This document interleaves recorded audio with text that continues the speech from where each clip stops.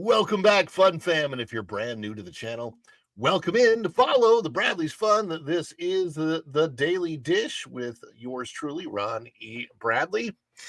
And I hope that wherever you are, you're having a phenomenal day, morning, afternoon, evening, maybe mid-afternoon, maybe late at night or middle of the night, whenever you're watching, because it could could be any time of the day, because there's a replay. So,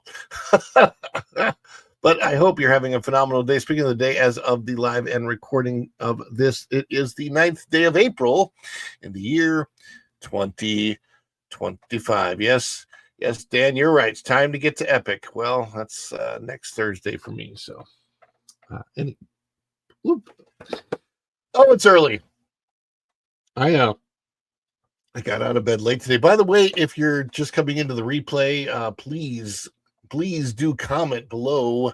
Replay gang. Also, if you haven't yet, please do hit that like button and share this out on your social medias. We want to get this stream out to as many people as possible. And I'm working on going from 13 to 14,000 and then 15,000 and then up and up and up in subscriber numbers as well. We'd love to see on the regular 30, 40, 50 people come into the show. I know it's early in the morning, so a lot of people aren't up, certainly not watching YouTube yet, but yeah. Very, very good. So I will see you out there, Dan. We got the same day, so that's good. Anyhow, and I wonder how all that's going to work. I know Marvin, the movie monster, he'll be going out there at some point in time. Tom F got his tickets. So we shall see. I wonder what they're going to even allow us to film and stuff. But we'll see. We'll certainly find out. Anyhow, thank you guys, everybody, for being here this morning. I appreciate it.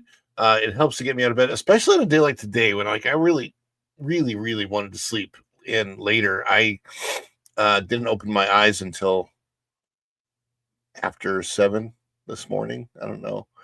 So I was trying to get everything going. I noticed that I posted the link for the show at 8:18, which that's not very normal for me. So yeah, I was way behind, but thank goodness for you guys. When I know you're going to be here, it's great.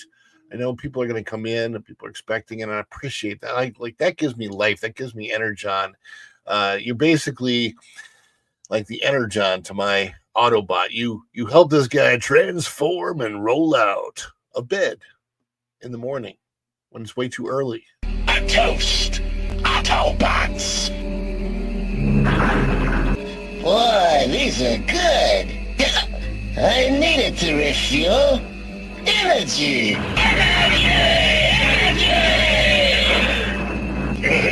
This stuff's the greatest! Energy. Oh my goodness gracious me. So yeah, it's starting. Right now it's going to be weird because going to Epic is going to be very strange for me because it's a brand new theme park and I am going in with the primary intention to cover it for my YouTube channel. Whereas I wish that I could be going in just to have a good time with my family. But considering that it's pre-opening, there still might be a lot of kinks that they have to work out. So maybe it's best that when I do take my family, it will be later on in the year sometime.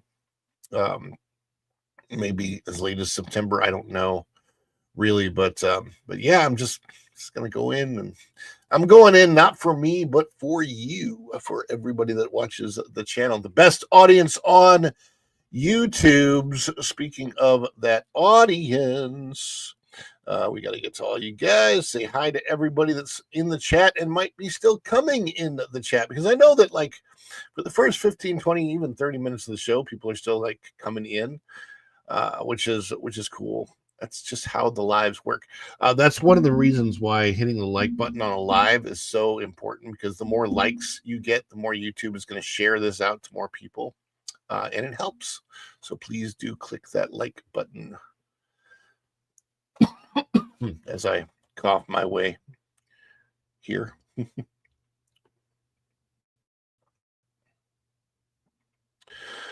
Let's see.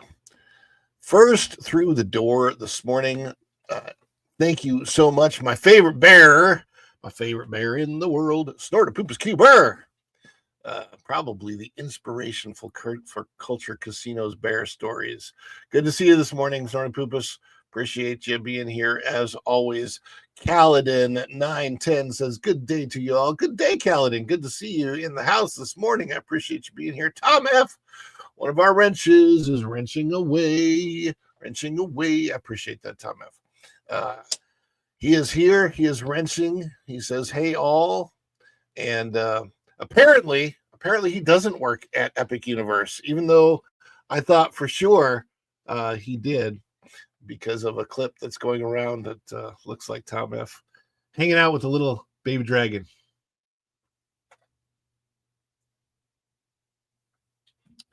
And let's see who else is here. Bud Files. The Bud Files is in the house. What is up, Sue? Good morning.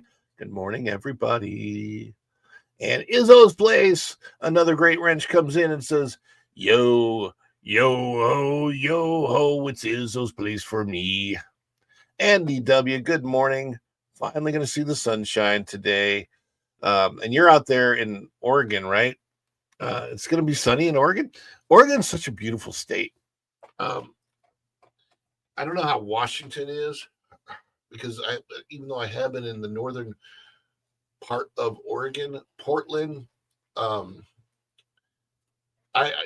the only thing that I don't like about like Washington and Oregon is the governments there are highly liberal, and I worry that they could ruin the state with their policies, because the state's beautiful, and I don't want any of that beauty ruined.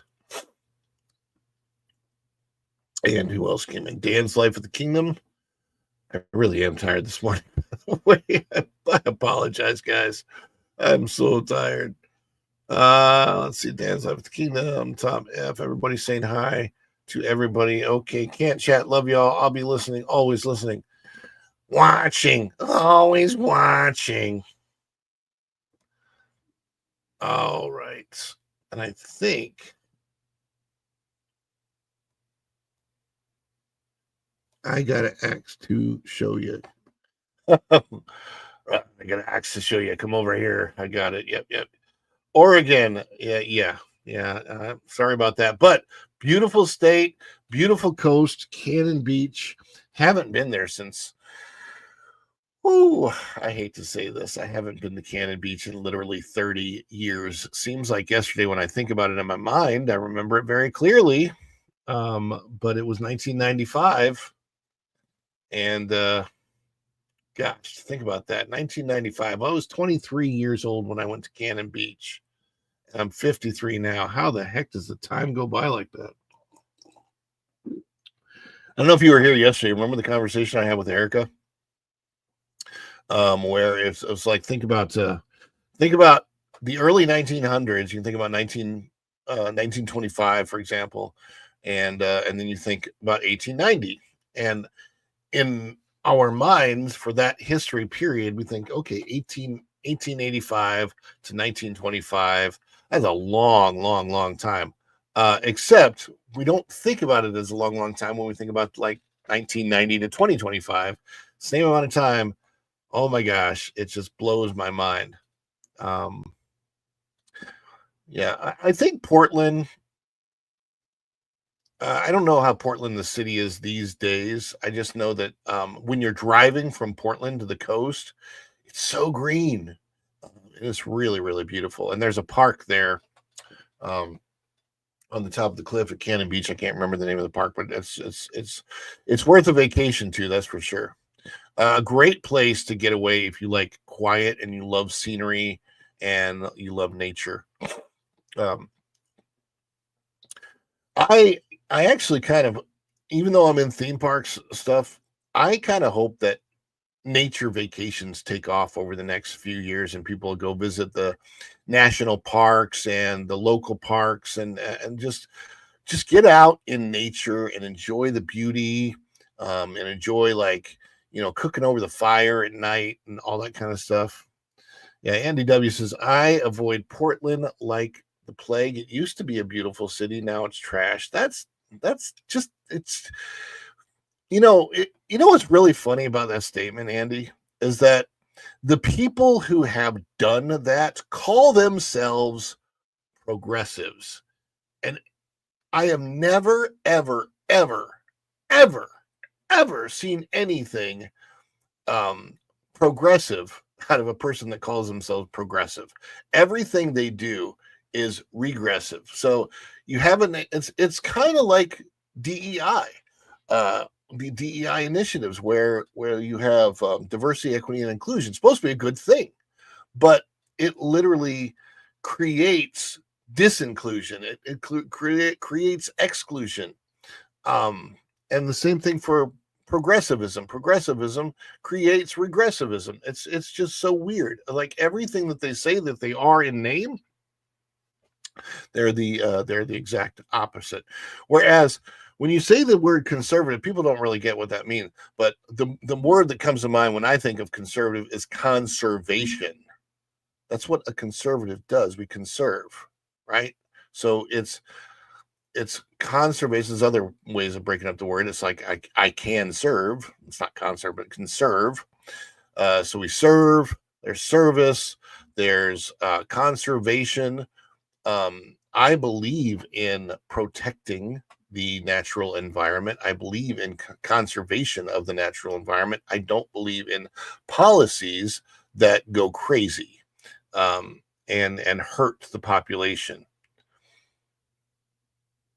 Klamath Falls for golf in Oregon. Oh, that's interesting. I lived in Klamath Falls for 20 years. Very cool. Well, thank you all for being here. As you know, one of the things we love to do on this channel is celebrate you all for being here. We love to throw down a celebration anytime this channel receives any financial help whatsoever to stay on the air, to be here for you. We love to celebrate that. So whether that is a PayPal donation, which you can find the link for that in the pinned comment, or a buy me a coffee, which is actually technically buy me a Dole Whip. I haven't done much with that page. I got to really look at that and see if I can build that page. But those are it's my version of a Patreon. I don't have a Patreon. It's the same thing as Patreon, but it's hosted by buymeacoffee.com. But you can donate on there or through PayPal. Also, super chat, super things, super stickers, and of course the super chats count towards the goal, 99 cents and up. Got to get 5 of them on the channel today. They count towards the goal of 5 because we love to celebrate that. Of course, memberships. All right, you become a member of the channel. You have a member milestone chat, or anybody gifts memberships. We are going to celebrate all of that because we love to celebrate all of you. How do we celebrate? What does a celebration look like? A celebration is going to look. And by the way, I don't celebrate. I like to celebrate with you. So if you are a member of the channel and you have member emojis, throw them out during the celebration. But also, if you're not a member of the channel, you can still celebrate with us. Throw out the fireworks, throw out the party emojis, throw out the champagne. Every time we celebrate, get ready for it because the celebration looks like this.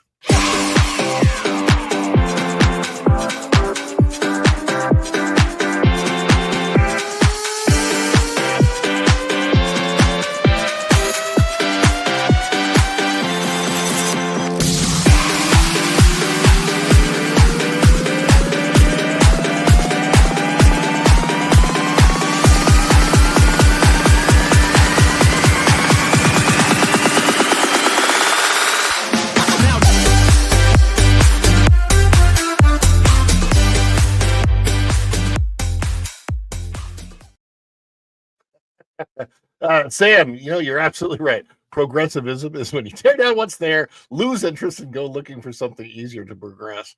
Yeah, you're not wrong.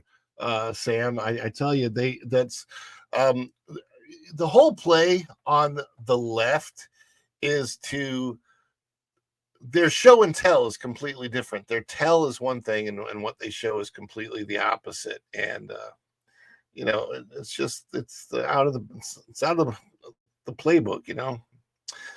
Anyway, we love to celebrate all of you. Oh, by the way, another thing that we celebrate is anytime somebody buys something from the Spread Shop, and we have a deal going on right now. It's save 10% on 3+ products. So you buy 3 products or more right now, you get 10% off the whole deal.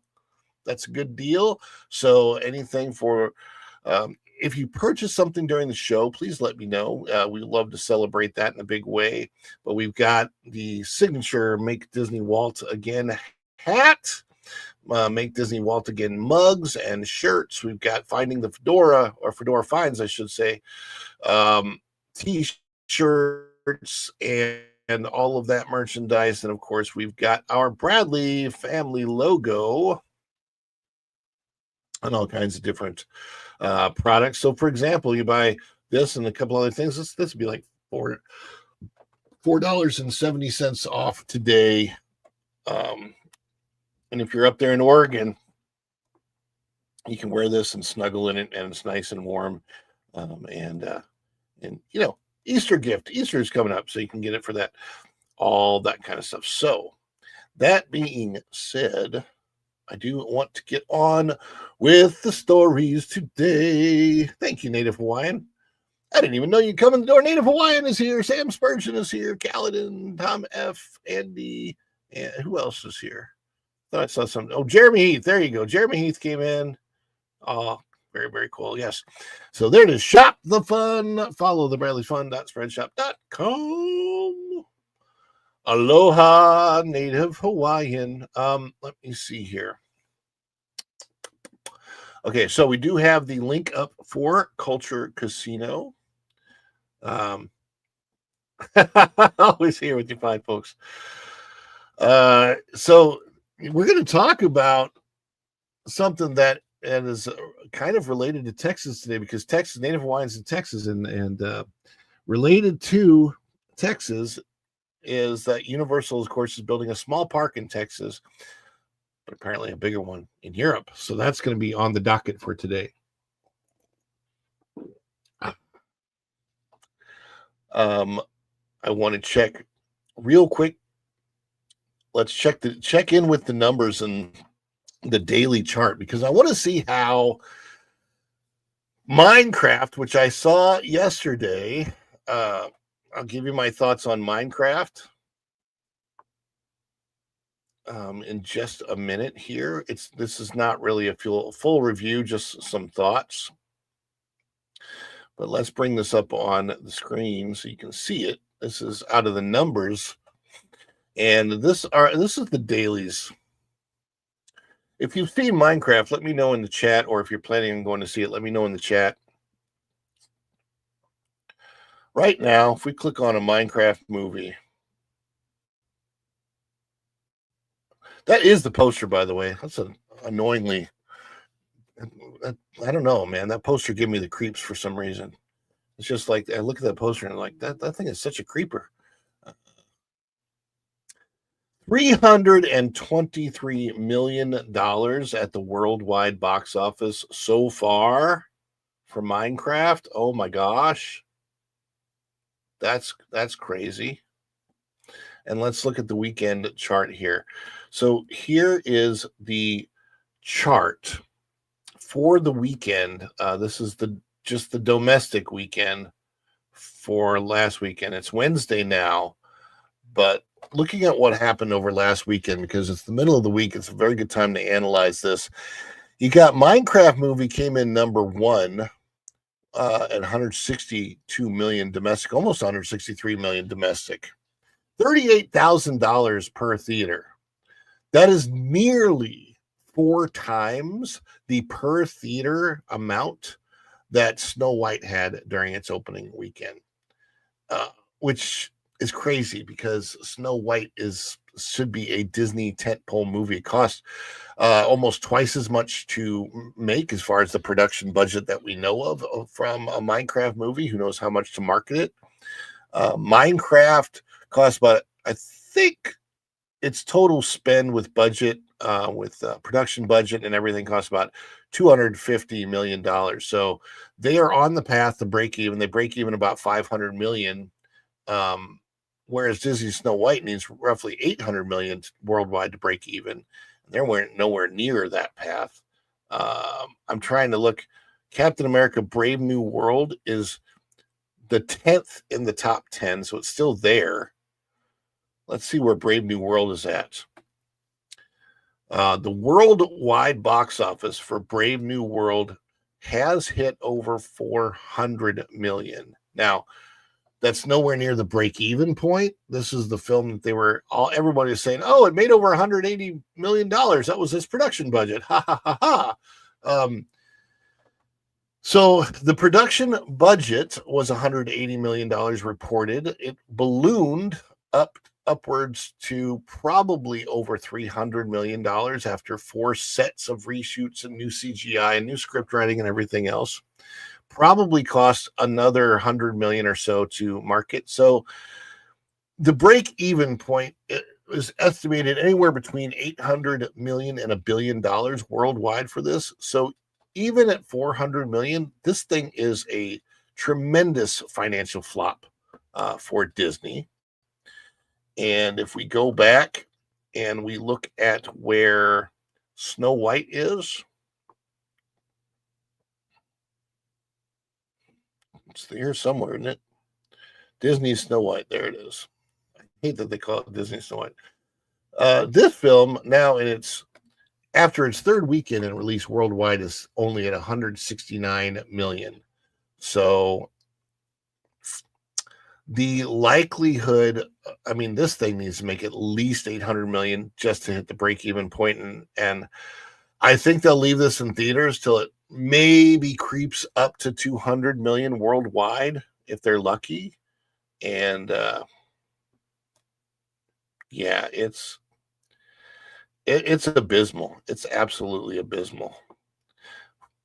Now, the next thing on the docket for Disney coming up, you've got the Thunderbolts movie for Marvel. So you've had that'll be 2 Marvel movies, no Star Wars presence in the box office, and a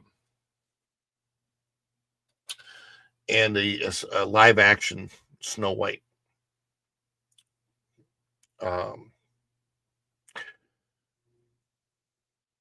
In 2018, all 3 of these movies would probably have hit over $1 billion.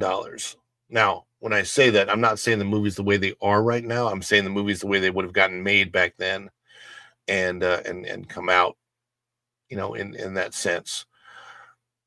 But you have 3 movies in a row. I think Thunderbolts is actually going to do better than Captain America, even though people have heard of Thunderbolts. There is some good word of mouth on the street. It's just not a lot of chatter about it in general. So we'll see. We'll see what it does. I'll go see it. But in general, what I'm saying is basically things are not looking up for Disney, but things are looking up for us, for you guys. I you know what? I haven't thrown down as many celebrations lately as I'd like to. And, just for fun, I'm going to interrupt the broadcast with our longer celebration just because I want to throw it out there, just because I love all you guys. And sometimes I just want to prove that it doesn't necessarily take financial support for me to celebrate. I'm celebrating all of you because you are here and y'all like to celebrate. You got emojis, get them ready. Let's celebrate. Let's do it.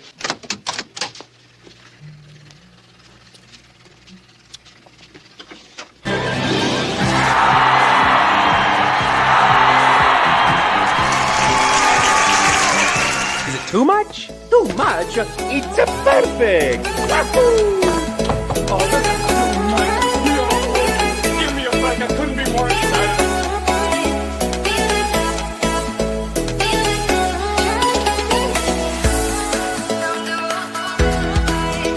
Okay, this is anticipation.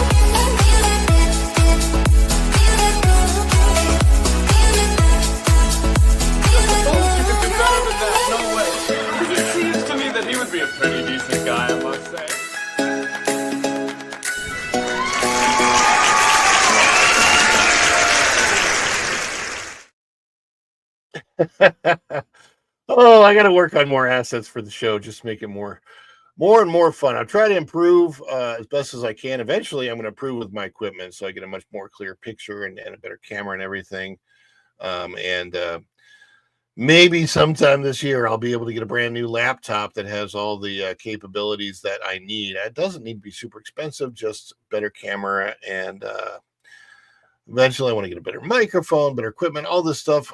I'm doing what I can. We're like a no budget show. We're not even low budget. We're in like a no budget show. But with your support and everything, that all helps and goes into it, and we get better. We improve. That's all we can do, right? Improve from where we are.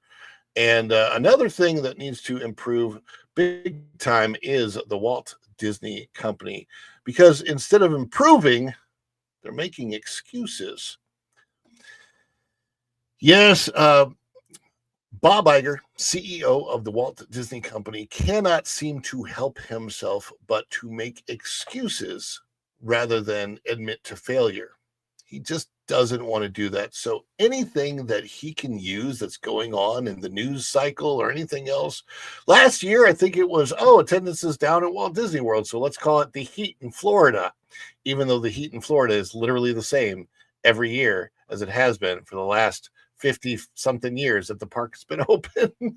But no, Bob Iger is the Mr. Excuse Man himself. And let me show you exactly what I mean by putting this up on the screen for you to see. Bob Iger warns Disney employees of fallout from Trump tariffs as company faces new economic headwinds. Yes, he will use any excuse he can. Of course, this is out of that parkplace.com. If you are not bookmarked yet, I would highly suggest bookmark it.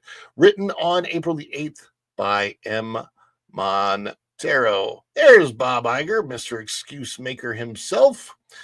Walt Disney Company CEO Bob Iger is sounding the alarm about the potential consequences of newly implemented tariffs from President Donald Trump's administration. During a surprise appearance at ABC News Daily editorial meeting, Iger offered candid and unfiltered remarks about the likely fallout from what the White House is calling Liberation Day tariffs, a sweeping policy that imposes a 10% blanket tariff on all imports, with even steeper levies on major trading partners.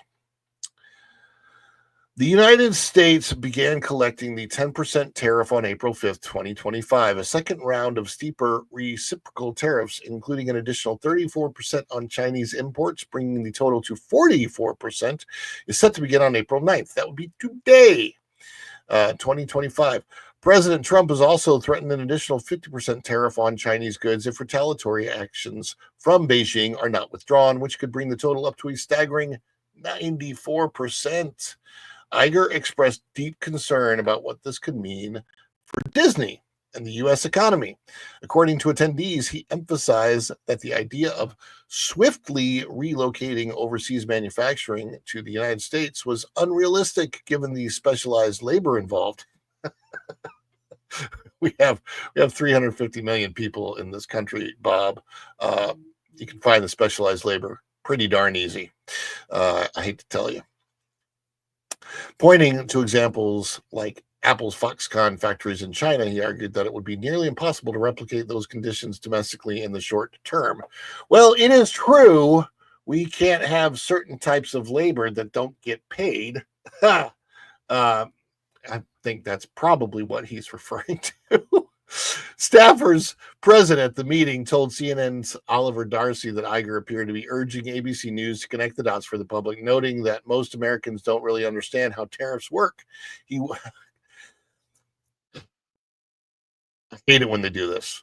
I absolutely hate when company CEOs or political figures talk down to quote unquote average Americans as if we don't know stuff. We have all of the information about all of this at hand so we can decipher it for ourselves. What works, what has worked, what will work, or what may not work. You decide for yourself, but don't ever let yourself be talked down to. Anybody that does this is completely narcissistic. And as it's been pointed out to me, what narcissists do is they blame everybody in every circumstance except for themselves. They do not take personal responsibility. Not a good sign from Bob Iger.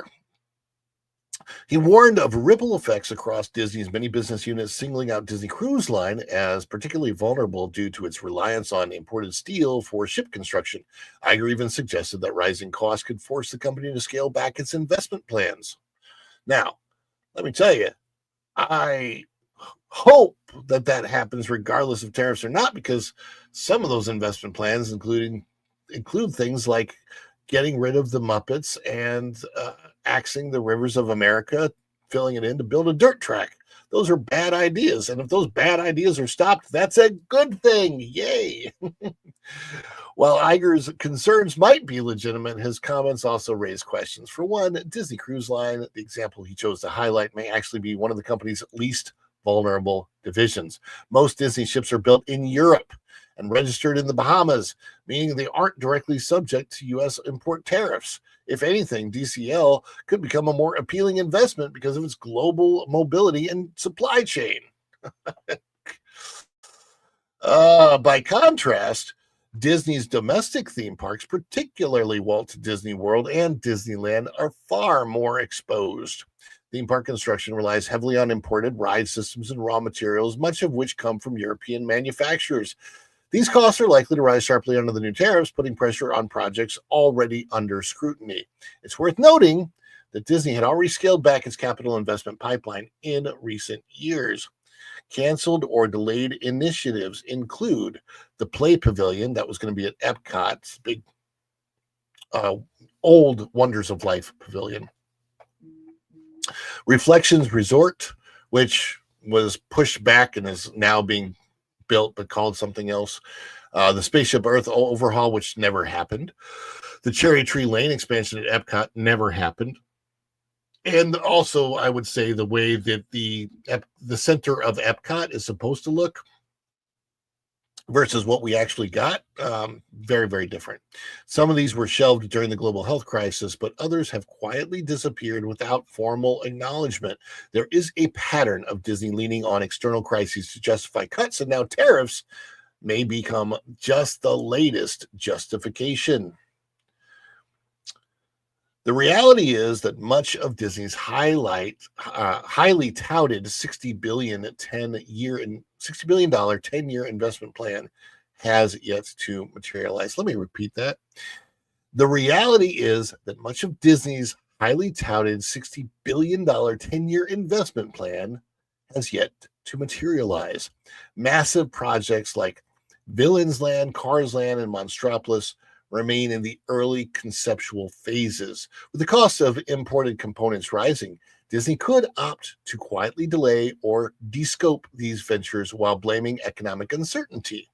That would allow them to preserve capital without making it appear as though the company is backing away from its public promises. It should be noted that the expansions in both the Magic Kingdom and Disney's Hollywood Studios have been contentious projects that have stirred a lot of dissent among the Disney fan base. They would require the destruction of beloved attractions and locations like Muppet Vision 3D and the Rivers of America. So it could be that the tariffs are providing Disney with an easy escape hatch to ditch unpopular decisions without actually admitting fault. And there is a beautiful shot of the Liberty Bell steamboat coming into port in front of Tom Sawyer's Island on the Rivers of America. The strategy wouldn't be without precedent. During the global health crisis of 2020, Disney cut details and scale from several projects that moved forward, such as Epcot's World Celebration. In other cases, they simply left venues under construction indefinitely, effectively mothballing spaces to save on operational expenses. For now, Disney says it is assessing the situation with the tariffs, and Iger's comments make clear that internal concerns are growing. The bigger question is whether the tariffs are a short-term disruption or a convenient cover for decisions decisions Disney was already prepared to make.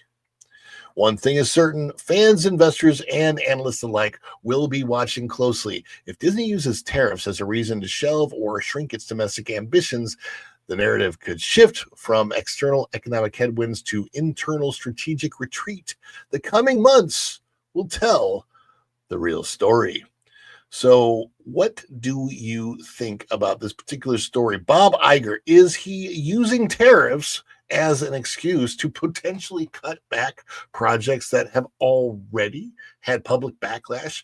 Will he use this as an excuse to quietly back away from destroying Rivers of America and build a parking lot, basically pave it over and with this horrible dirt track cars attraction? Let us know. Sound off in the comments below. We want to know your thoughts before you head out the door. And we thank you so much for coming in and checking it out. But definitely do leave your thoughts below before you go. And Andy W has a thought over here. She says, yeah, we don't need a weatherman to tell us how tariffs work. I love what go and show you. My gosh, right here. Basically, I'm not bad at my job. You're all just stupid. I hate that. He is horrible at his job. Go and Shogi knows this. He lives out in California. He understands the bobs that are out there. Iger is clueless what being a leader means. He's a coward. How on earth has Bob Iger stayed as Disney CEO for as long as he has? How crazy is that? I want the power and money that comes with being at the top, but none of the responsibility. He's horrible at that. I just say, shut up, Bob. Go look out a window and get the report right for once. Indeed. I think he'll use this as an excuse to backtrack on Cars and maybe Monsters. Monsters is less likely, I think, but Cars, and he might. It's less likely, but we can all hold out hope. He may save face and put them in places that make more sense, which would make people much happier. You know what bothers me is, why don't they do something with the freaking Play Pavilion? I have the best idea for it, but that's beside the point.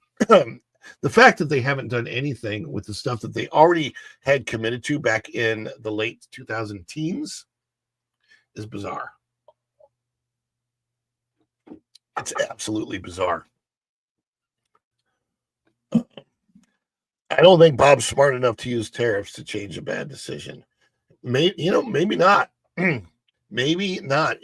They might still plow through with Rivers of America. All these thoughts are good and they're all possible. We have no idea what's going to happen. But the fact of the matter is, we are smart enough to at least have our own thoughts on the matter and not be talked down to. And I would also finish off this particular story by saying this.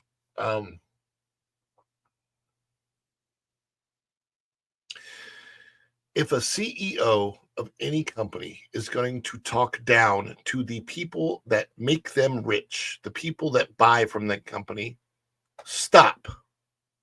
Try as much as possible to buy as little as possible as you can from that company, because making that company richer sends the wrong message to the company. Now, I know there's a lot of people involved in Disney that just work there and have their day-to-day jobs and just want life to be as it is. They kind of wish that he'd shut up. There was a time when Disney cast members longed for Bob Iger to come back, mostly because they didn't realize that he was pulling all the strings behind Bob Chapek. And so when they did, they cheered, "Oh, yay, Bob Iger's back, woohoo!" I remember that I was working there at that time, and I was not very happy about that. I was very, very scared, and for good reason. It got a lot worse after he came back. And now I'm not there, and that's for a very good reason. And it has a lot to do with the way Bob Iger runs the company. But fortunately, we're about to turn the tables and stop talking about Disney and talk about the better place. Good morning, everyone. Hope your day is going well. A little bit late in arrival this morning. That is okay, because JD Friel, you have arrived in time for the top story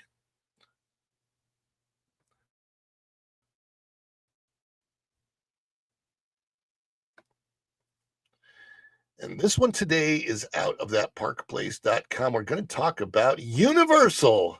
Are we talking about Epic Universe? Are we talking about that new thing they're doing in Texas? Actually, we are talking about a major announcement. So yesterday, Epic Universe dropped pass holder preview tickets. So, as mentioned in some of the chat on here earlier, several of us will be there for that.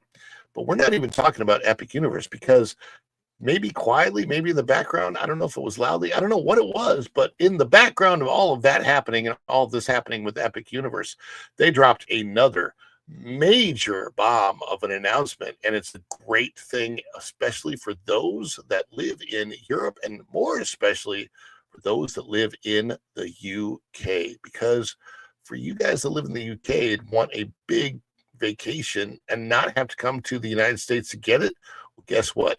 You are going to get your way. We put this on the screen right now. Universal Studios to open massive UK theme park with Jurassic Park and Shrek attractions. This is huge, huge, huge, huge news. It's such a big scale news because for decades upon decades, people from the UK haven't had no other place to turn but the United States for theme park attractions on the level of Universal Studios or Walt Disney World. Yeah, you could go to Disneyland in France, but if you're in the UK, that's still out of your own country. Now they're actually going to be able to go just an hour north of London. And by the way, the UK, the Isle, Great Britain, not super huge. So it's probably driving distance for everybody that's in the UK to be able to go to this. This is really, really exciting news. So let me click on the story here. Out of that, parkplace.com, bookmark it if you haven't. On April the 8th by M. Montanaro, Universal Studios to open a massive UK theme park with Jurassic Park and Shrek attractions. They haven't talked about Harry Potter yet, but it would be, I can't believe that they wouldn't add some type of a Harry Potter land in the UK for this. I don't know. It depends. I don't know how that works. Are they allowed to? I don't know how that works. We'll see. In a game-changing move for the UK and global tourism as a whole, Universal Studios has officially announced plans to build its first ever European resort in Bedfordshire, England. The ambitious 476-acre development located just an hour north of London is scheduled to open by 2031 and promises to redefine theme park experiences across the continent. How exciting is this? Oh, there's a cast of Shrek 5, including Zendaya as a daughter, apparently, I guess. This marks a rare moment in theme park history. Universal is stepping into a major market with zero direct Disney competition. While Disney has a stronghold in Paris with Disneyland Paris, it has no presence in the United Kingdom, giving Universal an open runway to capture a massive untapped tourism demographic with full control of the cinematic IP-based theme park experience. So what is coming to the UK? Well, the Bedfordshire Resort will include a full-fledged Universal theme park with lands and attractions based on global blockbuster franchises like Jurassic Park, Shrek, and The Fast and the Furious. While full attraction lineups remain under wraps, the use of these IP signals that Universal is pulling from its strongest crowd pleasers to make an immediate impact. A 500-room hotel and a vibrant retail and entertainment complex are also planned, creating a resort-style experience similar to Universal Orlando or Universal Studios Japan. A massive win for UK tourism. Universal anticipates the park will attract up to 8.5 million visitors in its first year alone, drawing both domestic tourists and international travelers from across Europe. It's a seismic boost to the UK's post-Brexit tourism strategy, offering a world-class family entertainment option that rivals anything in mainland Europe. The UK's current theme park offerings, while popular, don't operate on the same level. Parks like Alton Towers, Thorpe Park, Chessington and Legoland Windsor are widely known, but lack the global entertainment muscle and immersive storytelling of a Universal branded destination. With no Disney equivalent in the UK market, Universal stands alone in its ability to deliver cinematic, IP-driven theme park experiences on a global scale. Economic impact and job creation. The resort is projected to contribute nearly £50 billion to the UK economy by 2055. It will also generate around 28,000 jobs, 20,000 during the construction phase, and 8,000 permanent roles once operational. The British government has praised the development, calling it a clear signal of international investment confidence in the UK economy. The road ahead, while a planned opening by 2031, with a planned opening by 2031, Universal still has years of development ahead. However, this early announcement has already set the tourism and entertainment industries abuzz. Theme park fans and industry analysts alike are watching closely, not only for upcoming attraction announcements, but for how Universal might further expand its European footprint without Disney breathing down its neck. So, I know that I have viewers that watch this from the UK.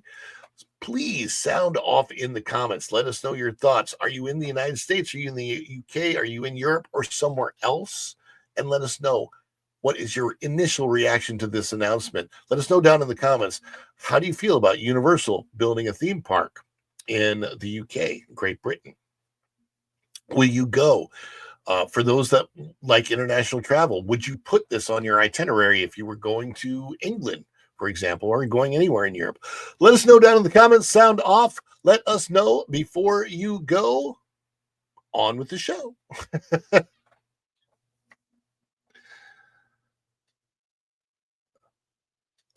Go and Shogi says, "Whoa, what happened to Shrek's family? Yikes! I don't know. But I do know that Mike Myers looks a lot different now than he did when Shrek first started. Also, he wasn't even supposed to be Shrek." Yeah, how many people know that Mike Myers was not cast as Shrek? It was, not John Candy, but who was the other guy from Saturday Night Live that was originally cast?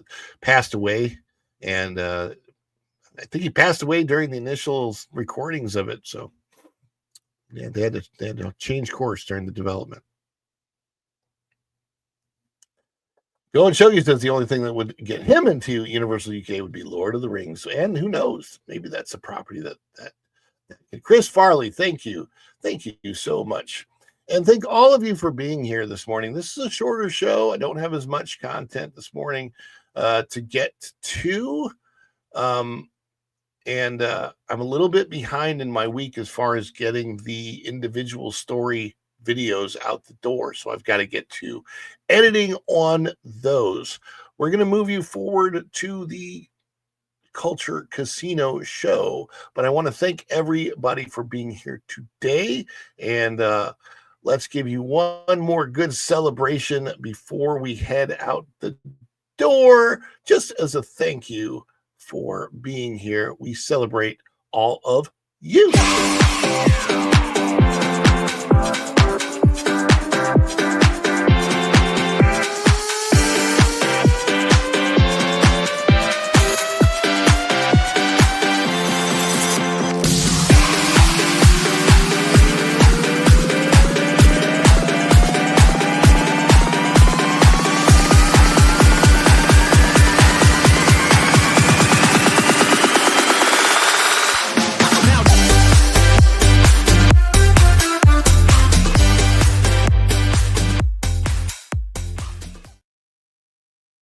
Thank you so much for being here today, guys. I appreciate every single moment of your time, and I honor it because time is the most precious asset that we have, and so I don't want to waste any of it. We're going to send you off now to Culture Casino. Where's that dancing bear?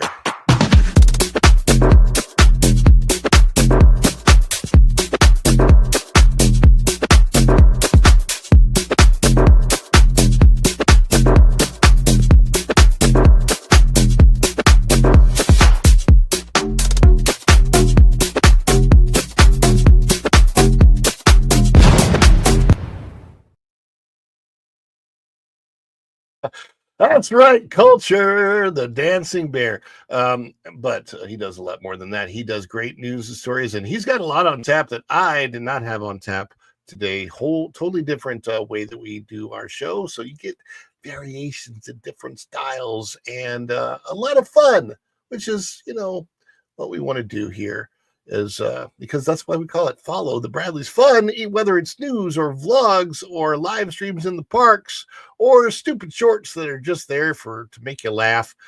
We like to have a lot of fun. So thank you for continuing to follow the Bradleys Fun. And now follow the Bradleys Fun on over to Culture Casino. Thank you guys so much for being here today. And until next time, we will see you real soon. Bye, everybody. Ciao.